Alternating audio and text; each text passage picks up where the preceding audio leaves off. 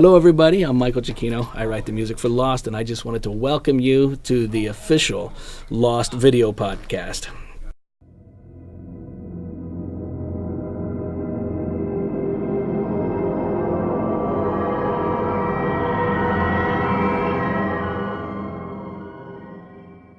Hello and welcome back to the official Lost video podcast hosted by ABC.com.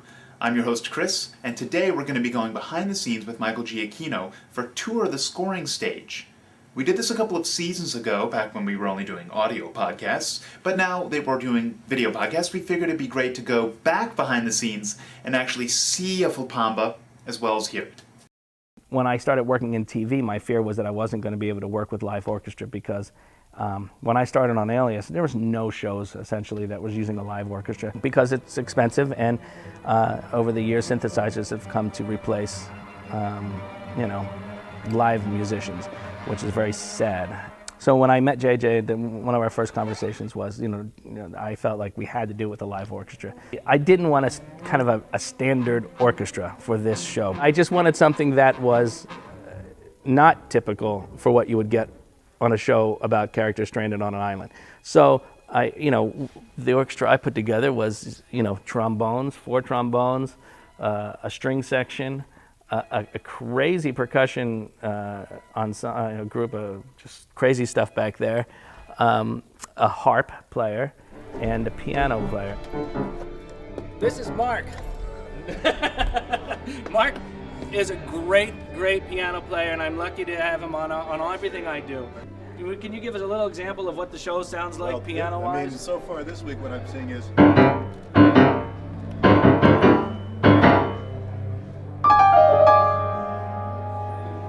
Very, very romantic, beautiful stuff. That's a love scene between Kate and Sawyer. Here we have a player that can play any beautiful thing in the world on the harp, and what do I ask them to do?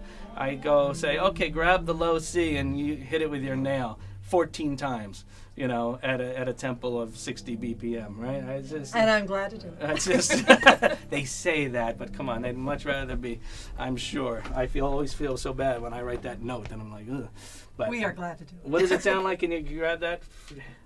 There you go. This giant thing is needed to do that, but it's such a great sound. It carries scenes, whole scenes. It'll carry a whole scene sometimes. Just that thing over and over.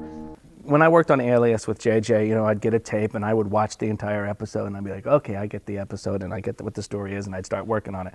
But with Lost, I remember after seeing the very first episode, I thought, no, this has got to be done differently.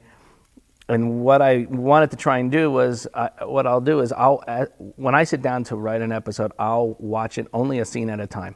I don't watch the whole thing. So I'll start at the beginning, I'll get to a point where there needs music, and I'll write that cue. I remember in the beginning they were like, should we send you scripts? Because on Alias I would get scripts every week, new ones would come every week and they'd pile up in the house.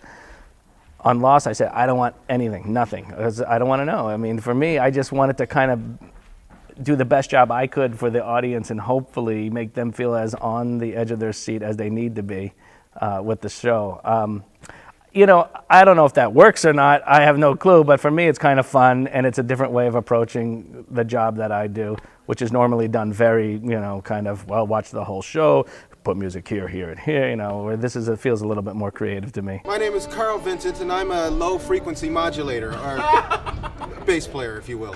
If you will. Mr. Giacchino happens to be an expert in paraspatultic apparitions that are indispensable in the production of medianimic phenomena. If you listen to his music, you will find radical insight, auditory hallucinations which are induced into all the listeners, which makes Lost really a remarkable show that has the medianimic faculties of expansion and penetrability. Know what I'm saying?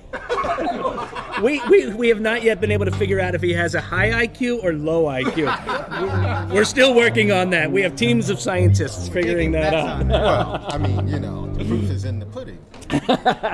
Great bass player right here. All these guys are fantastic. What do you normally play on film scores? Like this.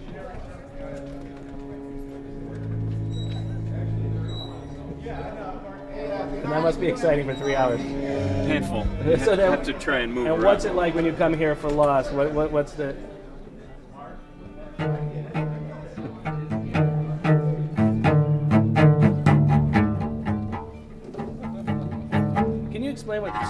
the cello is?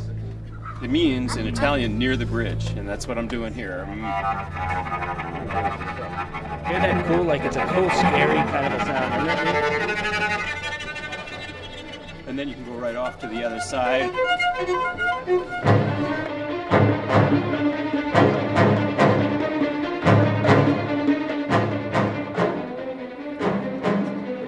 When we work, the scene gets projected up here, and we also have it in the booth. I'll generally stay in the booth. Since we have a very short period of time to do these things, my friend Tim will conduct for me, and I'll sit in the booth with Dan Wallen, the engineer, and I'll listen back to the playback. And the players, it's funny, because some of the players watch the show, and you can see them as they're playing. They're kind of like playing and looking up, sneaking peeks at the screen and wondering what's going on. So they're always getting hints of what's to come, but it's hard to make sense because we usually go out of order when we're recording. So you're seeing different random scenes, and then they can't hear the dialogue. So, and we have 3 hours to get it all done.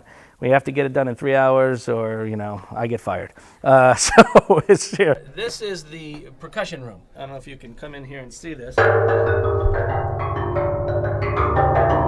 But Emil Richards, who owns all of this stuff, he built this thing. He builds all these crazy things. What's the highlight of your career? I would say Dr. Zhivago was one of the Come highlights. on, how cool is that? Yeah, and Star Trek, the first Star Trek. And you're going to be doing the next Star Trek. No, I'm not on that one. No, yes you are, because I'm doing it. Oh, wonderful. So you are on it. Come on and All right, play a let's couple go. things with me. This is called a flapamba, and no, I never knew what a flapamba was before Lost either.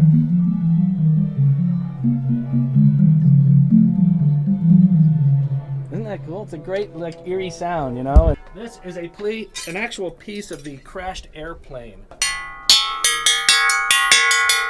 Growing up, I made movies. I made Super 8 movies and back to regular 8 movies before there was Super 8. I was making regular 8 movies, stop motion films, and me and my friends in the neighborhood would get together and make these crazy films. And so for me, this is where I was headed since I was 10 years old, Not knowing, of course, how the heck I would ever get there, but I certainly hoped that I would get there at some point. And just, it's been a crazy path, but yeah, to be here is great. And I feel like I'm still 10 years old. I feel like I've never left the backyard. Thanks for joining us. That's it for this edition of the Lost Video Podcast. Join us again in a couple of weeks when we go back behind the scenes for a mixing session with executive producer Brian Burke. Until then, you can always check out our audio podcasts at abc.com. And of course, new episodes of Lost airing on Wednesday nights from 10 to 11 p.m. on ABC. What do you just count in? Yeah. Four in. 1, 2, 3.